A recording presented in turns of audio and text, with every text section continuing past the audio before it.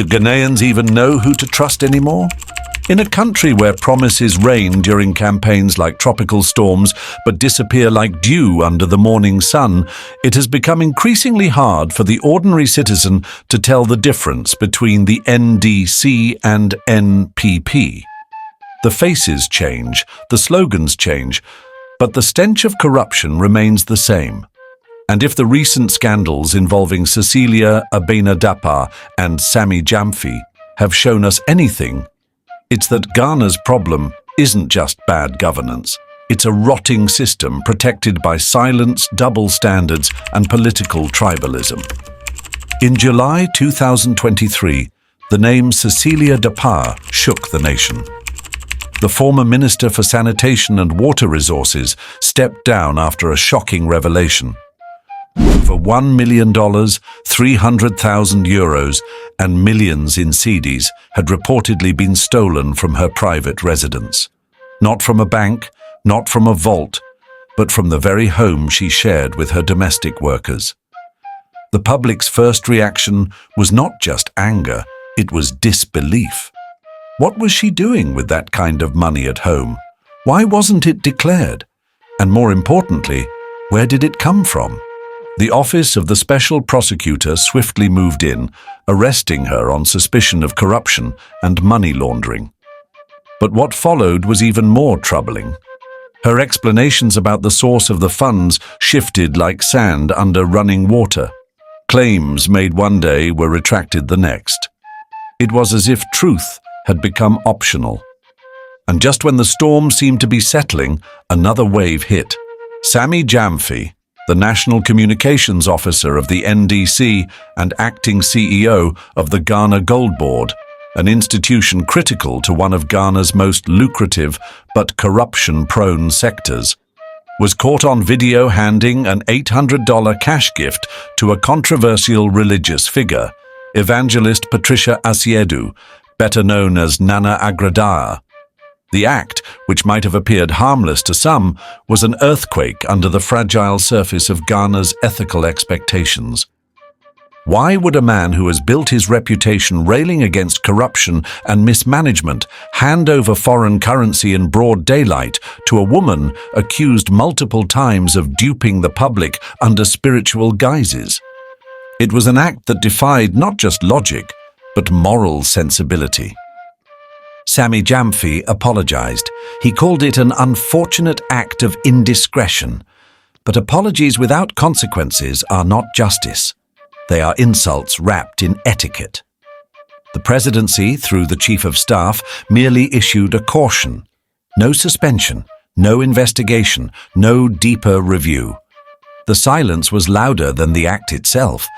It was a gesture that many interpreted not as a mistake, but as a symbol of impunity, that if you wear the right colors, speak the right slogans, and belong to the right camp, you can commit wrongs in public and escape through the back door of political protection. What does it say about Ghana's state of governance when two public officials from opposing parties, one accused of hoarding undeclared millions and the other caught casually handing out dollars, both walk away with mere smudges on their reputations, while the common Ghanaian is harassed by police for not renewing a driver's license or selling on the roadside? This is the sickness we now face, a cancer that has metastasized into every political party. Today, it's hard to distinguish between government and opposition because both seem to share the same playbook once power is within reach. And the result? A populace weary, confused, and disgusted. Power in Ghana has become a chameleon. It changes colors to suit the jungle, but the nature of the animal never changes. We cheer for those who shout in opposition, believing they are for the people, only to watch them become silent or compromised the moment they enter office. And then the cycle repeats.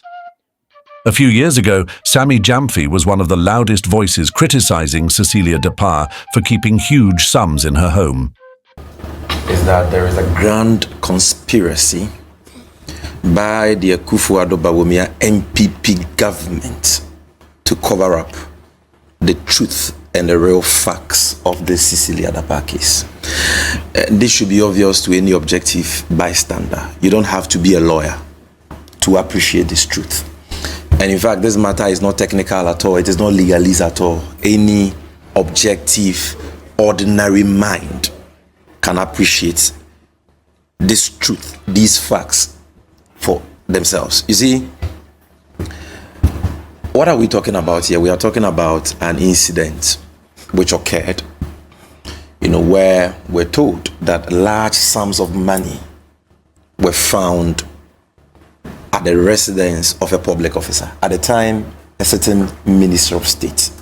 We're talking about huge sums of money, millions of dollars, and some amounts in euros, some in cedis and all that.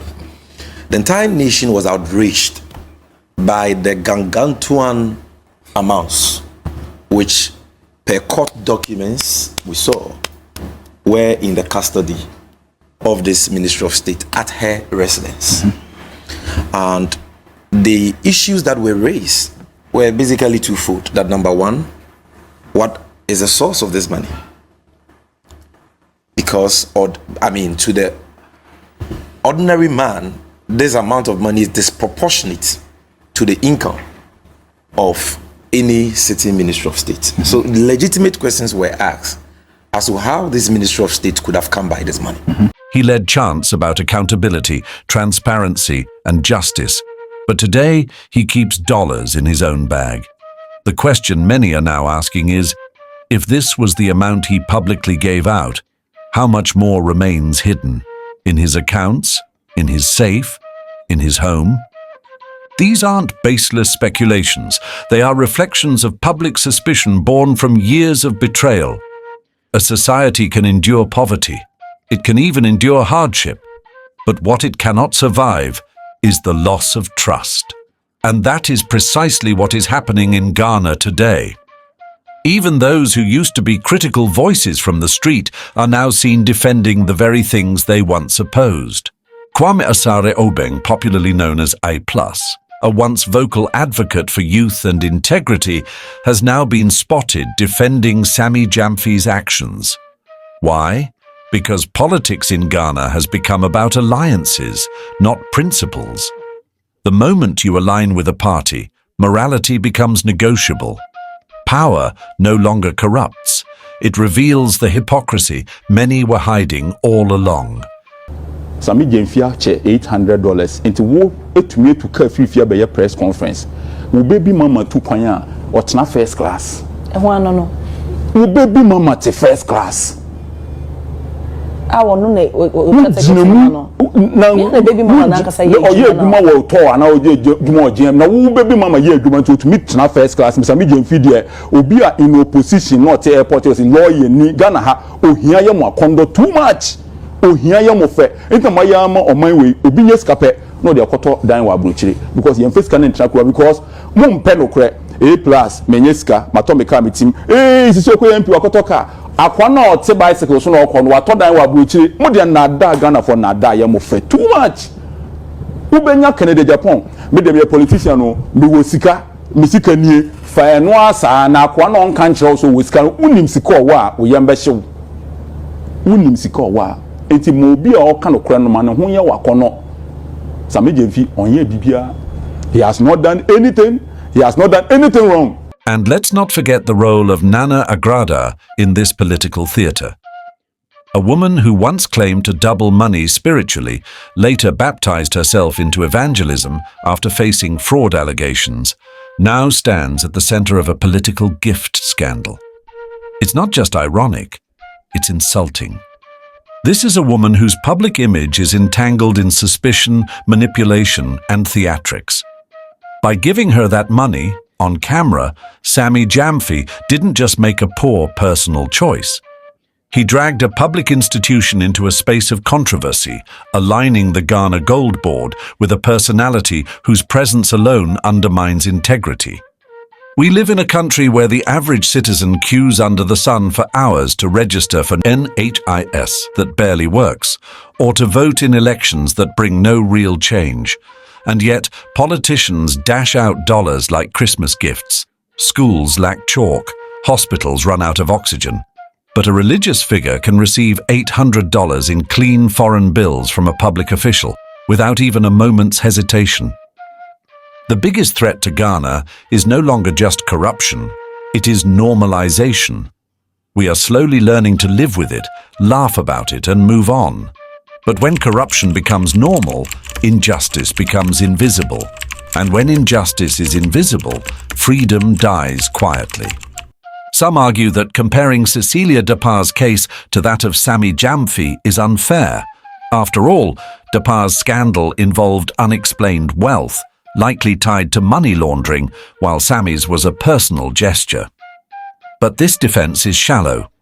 Both acts represent ethical collapse. One shows financial greed, the other shows symbolic recklessness. And both point to the same moral vacuum. Martin Pebu, a respected legal practitioner, noted that while Gyamfi's actions may have been inappropriate, they didn't involve public funds. That's true, but it also misses the point. Public officials are not judged only by the laws they break, but by the standards they set. When leaders act carelessly, it gives room for rot to grow deeper under the surface. Professor Apiaje Atua also warned against drawing false equivalences between the two cases. But again, this isn't just about legal implications. It's about public perception. It's about what people see, feel, and conclude. And what they are seeing is that no matter the party, the game remains the same. Ghana is bleeding from wounds inflicted not by enemies, but by caretakers. This is why political trust in Ghana has become a desert. Once people could point to a leader or a party and say, this one is different. But today, many just shrug and say, they're all the same. The NPP comes with scandals. The NDC counters with excuses. And the people, caught in the crossfire, are left with no real choice. So what does this all mean for the future? It means we must start asking ourselves hard questions. What kind of country do we want to leave for our children? One where leaders hand out dollars in front of cameras, or one where integrity guides leadership?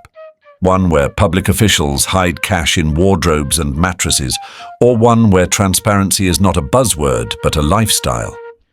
We need accountability not only when it's politically convenient. We need systems that don't just punish the powerless, but also investigate the powerful. We need a nation where a cleaner who steals a loaf of bread is not jailed, while a politician who misuses public funds gets promoted. And most of all, we need to stop defending corruption because of political affiliation. Wrong is wrong, no matter who does it. If we don't hold every leader to the same standard, we are complicit in our own oppression. Because corruption doesn't wear party colors. It wears a smile. It wears a suit. It gives out donations. It prays at rallies. It attends summits. And when it is not confronted, it thrives. So here we are, in a Ghana where the people are tired. Tired of empty slogans. Tired of recycled leaders. Tired of watching one scandal fade, only for another to rise like a ghost. And in this tiredness lies a dangerous risk: apathy. Because when people stop caring, democracy dies. When the youth believe no one is worth voting for, the future darkens. This is not just a wake-up call, it is a plea.